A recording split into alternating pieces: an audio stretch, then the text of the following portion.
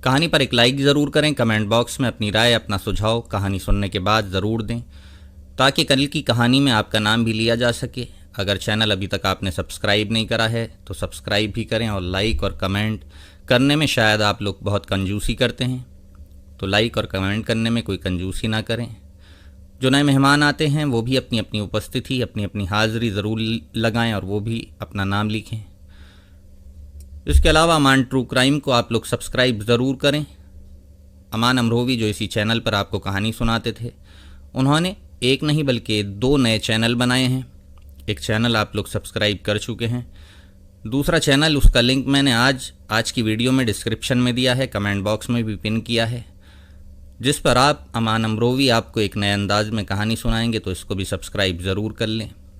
जिन लोगों ने अमान true crime को सब्सक्राइब करा था वो इस चैनल को भी सब्सक्राइब करें।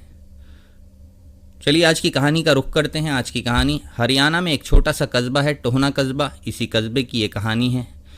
कहानी 2018 की है। कहानी एक ऐसे बाबा की कहानी है जिसको लोग जलेबी बाबा के नाम से जानते हैं। इस बाबा के खिलाफ पुलिस को जितने भी सबूत मिले हैं उनके आधार पर यह बात साबित होती है कि इस बाबा ने एक नहीं बल्कि 100 से ज़्यादा महिलाओं के साथ ज़्यादती की, उनके साथ नाजायज़ तरीके से संबंध बनाए। और इतना ही नहीं, इन सभी चीज़ों का वीडियो ये जलेबी बाबा रिकॉर्ड किया करता था और इसी वीडियो को फिर बाद में ढाल बनाकर इस्तेमाल किया करता था। उन तमाम महिलाओं को ब्लैकमेल किया करता था, उनके साथ संबंध बनाता था।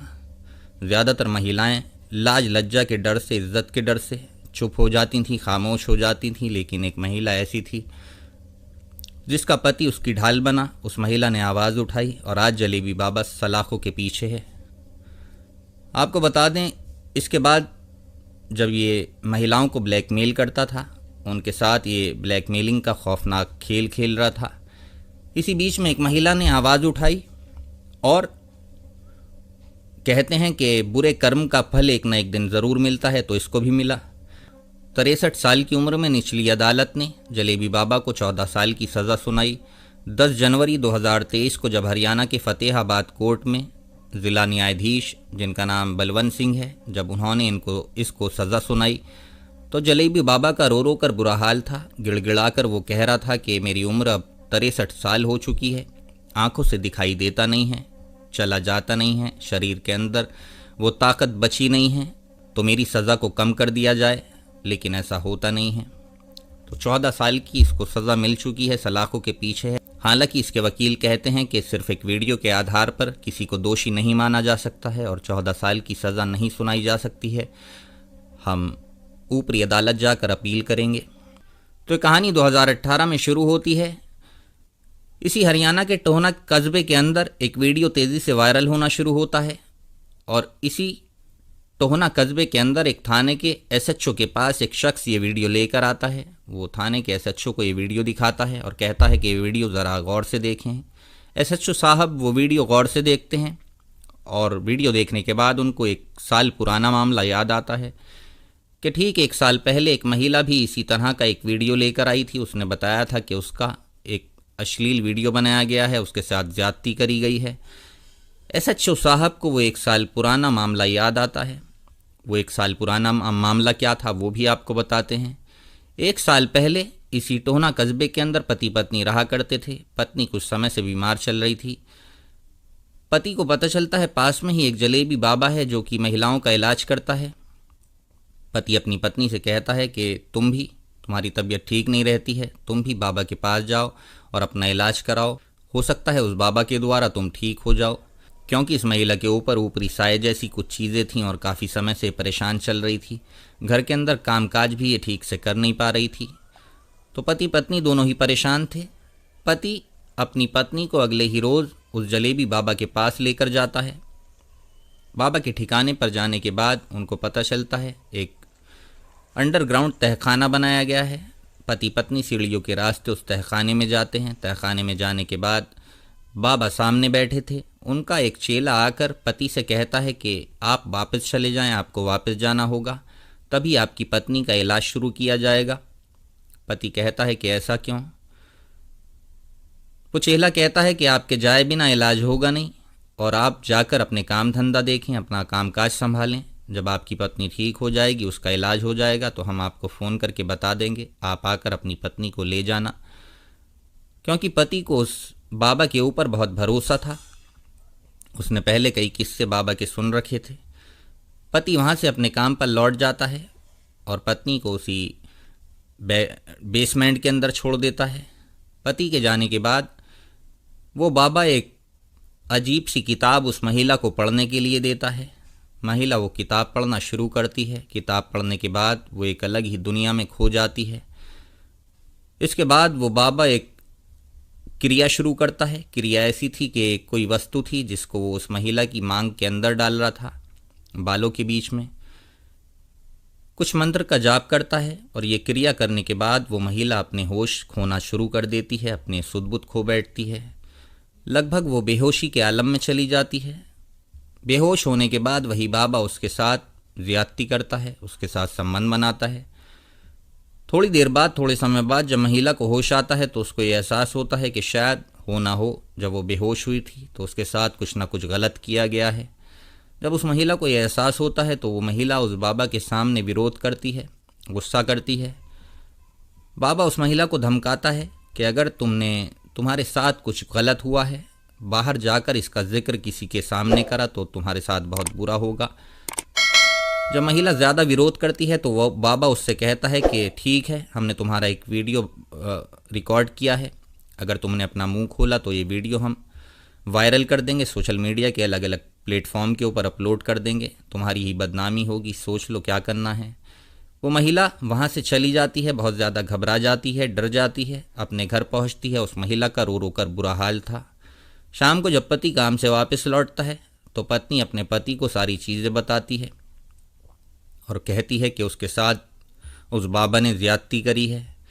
पति जब ये सारी चीज़ें सुनता है तो पहली बार अपनी पत्नी से कहता है कि तुम्हें परेशान होने की ज़रूरत नहीं है, ऐसे वक्त में मैं तुम्हारी ढाल बनूंगा और हम उस बाबा के ख़िलाफ़ आवाज़ उठाएंगे। देखिए, जिस पति को एक बाबा के ऊपर बहुत विश्वास था, जब विश्वासघात हुआ, विश्वास टूटा, तो वही पति उस बाबा के ख़िलाफ़ आवाज़ उठाने के लिए तैयार हो जाता है। हालांकि ऐसे मामलों में ज़्यादातर देखा जाता है कि पति पत्नी इनके बीच अगर कोई ऐसी चीज़ होती है तो उल्टा घर वाले महिला के ऊपर ही इल्ज़ाम लगाना शुरू कर देते हैं, उसे ही बुरा भला कहते हैं। लेकिन यहाँ पर एक पति अपनी पत्नी की ढाल बनने के लिए खड़ा हो जाता है, तैयार हो जाता है और इसका रिजल्ट भी आता है। दोनों पति पत्नी नज़दीकी थाने पहुँचते हैं। थाने जाकर एसएचओ को पूरी कहानी सुनाते हैं। मामला दर्ज किया जाता है। इसके बाद पुलिस जब ये कहानी सुनती है तो उस जलेबी बाबा को पहली बार गिरफ्तार किया जाता है। जलेबी बाबा इस केस में जेल जाता है। लगभग 6 महीने वो जेल के अंदर गुजारता है। फिर 6 महीने बाद जब जेल से बाहर आता है तो यहाँ पर उल्टी कहानी शुरू होती है। यहाँ पर ये होता है, उस महिला के साथ जब जलेबी बाबा जेल से बाहर आता है तो उसको धमकियाँ मिलना शुरू होती हैं, उसको धमकाया जाता है, उसके ऊपर केस वापस लेने के लिए दबाव बनाया जाता है। लेकिन महिला और उसका पति दोनों ही डटे रहते हैं। उन्होंने जो आवाज़ उठाई थी वो चाहते थे कि जलेबी बाबा को उसका किए का कर्म भोगना पड़े। अब यही चीज़ें चलती रहती हैं। 1 साल भी अभी बीता नहीं था कि दोबारा से एसएचओ के पास एक शख्स एक और वीडियो लेकर जाता है। अच्छा, यहाँ पर हुआ ये था कि जलेबी बाबा जब 6 महीने बाद जेल से वापस आया तो कुछ ऐसी साजिश रची गई कि जो महिला जलेबी बाबा के ख़िलाफ़ पुलिस के पास गई थी, उसी महिला को लोग भला बुरा कहना शुरू कर देते हैं। वो कहते हैं कि बाबा को बदनाम करने की कोई साजिश है। उल्टा उसी महिला के ऊपर इल्ज़ाम लगाए जाते हैं। लेकिन एक और वीडियो पुलिस के सामने आता है जिससे सभी के सामने बाबा का असली चेहरा आता है, क्योंकि जलेबी बाबा के बहुत फॉलोवर भी थे जो उसको मानते थे, उस पर विश्वास करते थे। तो एक महिला थी जिसने आवाज़ उठाई थी। हालांकि बाद में उसको ही लोग भला बुरा कहना शुरू कर देते हैं। लेकिन 1 साल भी नहीं बीता था कि एक और वीडियो जब पुलिस के हाथ लगा तो बाबा का असली चेहरा दुनिया के सामने आया और इसी मामले में निचली अदालत ने बाबा को 14 साल की सज़ा सुनाई है।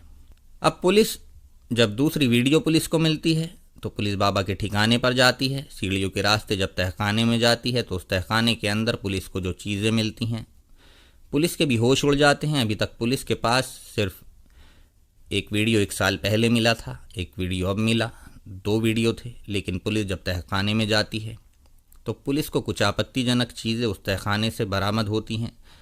पुलिस को सेक्सवर्धक दवाइयाँ मिलती हैं। उसी तहखाने से लगभग 120 सीडियाँ मिलती हैं। जब पुलिस उन सीडियों को चेक करती है तो पता चलता है उसमें उन महिलाओं के वीडियो रिकॉर्ड किए गए थे, अश्लील वीडियो, जो महिलाएं इलाज के लिए इस बाबा के पास आती थीं। इन्हीं सबूतों के आधार पर पुलिस को पता चलता है कि लगभग 100 से ज़्यादा ऐसी महिलाएं हैं और इससे भी ज़्यादा हो सकती हैं। 100 से ज़्यादा तो ऐसी वीडियो हैं जिनका अश्लील वीडियो रिकॉर्ड किया गया है। अब पुलिस फिर से बाबा को गिरफ्तार करती है, उसके ऊपर मुकदमा दर्ज करती है, उसको जेल भेज देती है और निचली अदालत उसको सज़ा सुनाती है 14 साल की। अब आपको बता दें जलेबी बाबा कौन था, कहाँ से आया और कैसे ये बाबा बना। जलेबी बाबा मानसा के ही पंजाब का रहने वाला था। लोग इसको बिल्लू राम और एक और इसका दूसरा नाम था अमरपुरी कहकर भी लोग इसको बुलाते थे। बिल्लू राम के पास एक रोज़ एक शख्स आता है। एक रोज़ इसकी एक शख्स से उसी गांव के अंदर मुलाकात होती है जिसका नाम अमरवीर था। बिल्लू राम अमरवीर से कहता है कि उसको समझ नहीं आता वो क्या करे, बच्चे बड़े हो रहे हैं, 4 बेटियां हैं, काम धंधा कोई है नहीं, तो समझ से बाहर है कि क्या करा जाए। वो शख्स बिल्लू राम से कहता है कि तुम हरियाणा जाकर कोई ना कोई कामकाज शुरू कर सकते हो। अब बिल्लू राम हरियाणा पहुंचता है। 2002 में ये हरियाणा जाता है। वहां जाकर ये एक ठेला लेता है, उस पर जलेबी का काम शुरू करता है। गांव के अंदर ही इसकी जलेबियां मशहूर होना शुरू हो जाती हैं। अब पहली बार बिल्लू राम एक नए नाम से पहचाना जाता है, बिल्लू राम जलेबी वाला। अब इस नाम से इसको लोग पहचाना करते हैं। इसकी जलेबियां आसपास के इलाके में मशहूर होती हैं। काम कारोबार रफ्तार पकड़ता है, पैसे कमाना शुरू करता है। धीरे धीरे करके इसका कारोबार बढ़ता है। बाद में मिठाई का काम भी खोलता है। काम कारोबार बड़ा अच्छा चल रहा था, लेकिन इसकी ज़िंदगी में एक रोज़ एक नया मोड़ आता है। एक रोज़ इसकी पत्नी की मौत हो जाती है। अभी इसको हरियाणा आए हुए कुछ समय ही हुआ था। पत्नी की मौत के बाद ये डिप्रेशन में चला जाता है, खोया खोया रहता है। पत्नी का इसको गम सता रहा था। अब ऐसे ही समय बीतता जाता है। थोड़े समय बाद बिल्लू राम अपने बच्चों को छोड़कर एक रोज़ गायब हो जाता है। बच्चे जवान हो चुके थे तो वो अपनी अपनी जिम्मेदारियों में लग जाते हैं। बिल्लू राम अचानक गायब हो जाता है। 2 साल पूरे गांव में बिल्लू राम को देखा नहीं जाता है। 2 साल वो गायब रहता है। 2 साल बाद जब वो गांव में वापस लौटता है तो उसका रूप देखकर, जिस रूप में वो गया सादे कपड़ों में था, सादे लिबास में था, लेकिन जब वापस लौटा तो एक बाबा का लिबास पहना था। और गांव में कोई भी शख्स उसको देखकर पहचानता नहीं है कि ये बिल्लू राम जलेबी वाला है, जो गांव के अंदर ही जलेबियां बेचा करता था। बिल्लू राम वापस आकर ये 2 साल गायब रहा। इसने कुछ तंत्र क्रियाएं सीखीं और कुछ ऐसी चीज़ें इसने सीखीं जिससे ये लोगों को अपने वश में कर लिया करता था, जिनको सम्मोहन क्रियाएं भी कहते हैं। गांव में आकर ये बाबा बन जाता है। एक जगह ये अपना ठिकाना बनाता है, वहीं बैठ जाता है, लोगों को इलाज शुरू करता है और अक्सर लोगों का दिमाग पढ़कर, क्योंकि बहुत से लोगों की जो परेशानियां होती हैं आपस में एक दूसरे से मैच करती हैं, परेशानियां सबकी एक जैसी होती हैं, तो ये अक्सर लोगों का दिमाग पढ़ लेता था और उनसे उनकी समस्या के बारे में बात किया करता था। लोग इस पर विश्वास करना शुरू कर देते हैं। ये लोगों का भरोसा जीतता है। धीरे धीरे करके ये काम भी इसका चल निकलता है और इसके पास अच्छा खासा पैसा हो जाता है। अब ये वहीं बेसमेंट के अंदर अपनी एक ठिकाना बनाता है, तहखाना बनाता है। उसके अंदर ये महिलाओं का उपचार करता था, लेकिन एक महिला ने इसका राज फाश कर दिया और आज ये सलाखों के पीछे है। तो कहानी से आपको क्या प्रेरणा मिली, कमेंट बॉक्स में आप कमेंट करके ज़रूर बताएं। चलिए कमेंट बॉक्स में चलते हैं। आज भी कुछ नाम हैं। चेरियन मैथ्यू हैं, BS कुशवाहा हैं, आगरा से कहानी सुनते हैं, बहुत बहुत धन्यवाद आपका। नरेंद्र वर्दे हैं और ये कह रहे हैं, सर मुझे इतने दिनों में आज आपकी कहानी अच्छी लगी। यानी कल की कहानी के बारे में बात कर रहे हैं कि एक साहूकार ने किस तरह से पति पत्नी को ब्लैकमेल किया और पत्नी के साथ हैवानियत करी। कल की कहानी मैंने आपको सुनाई थी, उसके बारे में इनका कमेंट आया है। बाकी कहानियाँ आपको शायद अच्छी नहीं लगी हैं, उसके लिए माफ़ी चाहता हूँ। रामजी सिंगरौल हैं और ये कह रहे हैं, नमस्कार भाई साहब, आपको भी नमस्कार। विश्वनाथ पटेल हैं, छत्तीसगढ़ से कहानी सुनते हैं और ये कहते हैं, राम राम जी, आपको भी राम राम। कृष्ण देव हिमाचल से कहानी सुनते हैं। रोशन गिल हैं, हांगकांग से कहानी सुनते हैं, बहुत बहुत धन्यवाद आपका। अविनाश अग्रवाल हैं, निक्कू संगरूर पंजाब से कहानी सुनते हैं और आज की कहानी भी जलेबी बाबा पंजाब के मानसा के ही रहने वाला था। प्रतिभा गायकवाड़ हैं, महाराष्ट्र से कहानी सुनती हैं, बहुत बहुत धन्यवाद, बड़े समय बाद इनका कमेंट आया है। माधव पिंपाले हैं, अबूज़र हैं, लुधियाना से कहानी सुनते हैं। तौसीफ़ खान हैं, कोलकाता से सुनते हैं, बहुत बहुत धन्यवाद। हुमेरा मसरूर हैं और पहली बार इनका कमेंट आया है, शायद परिवार में नहीं हैं, बहुत बहुत धन्यवाद। शोषामणि यादव हैं, परिवार के पुराने सदस्य हैं, बहुत बहुत धन्यवाद आपका। राजेंद्र सिंह पठानकोट पंजाब से कहानी सुनते हैं। आरती मुंबई से सुनती हैं, परिवार की पुरानी सदस्य हैं, बहुत बहुत धन्यवाद। फौजिया खान दिल्ली से सुनती हैं, ओखला से। सुबोध कुमार हैं, सिलीगुड़ी से सुनते हैं। राजकुमार गुरुग्राम हरियाणा से कहानी सुनते हैं, बहुत बहुत धन्यवाद आपका। रेणु सुनील त्यागी हैं, दो पति पत्नी कहानी सुनते हैं, ये कहते हैं आपकी आवाज़ और अंदाज दोनों शानदार हैं, तो बहुत बहुत धन्यवाद आपका। चौधरी सुभाष चंद्र हैं, परिवार के पुराने सदस्य हैं, रोज़ अच्छे अच्छे कमेंट करते हैं, कैसे हैं भाई कमेंट बॉक्स में ज़रूर बताएं। नियाज़ हैं, दुबई से कहानी सुनते हैं। नीतू मुकेश कुमार हैं, इनका पूरा नाम नीतू मुकेश कुमार रजक है, दिल्ली से कहानी सुनते हैं, वैसे शायद ये बंगाल के रहने वाले हैं। गोपाल माली हैं, दलावदा से कहानी सुनते हैं। राज हैं, दिल्ली से सुनते हैं, बहुत बहुत धन्यवाद, कैसे हैं भाई। संतोष हांगकांग से सुनते हैं। तमाम लोगों का बहुत बहुत धन्यवाद, और जो लोग कमेंट नहीं करते हैं, लाइक नहीं करते हैं, उनका भी धन्यवाद। तो आज के लिए बस इतना ही, कल फिर एक नई कहानी के साथ आपसे मुलाकात होगी, तब तक आप अपना ख्याल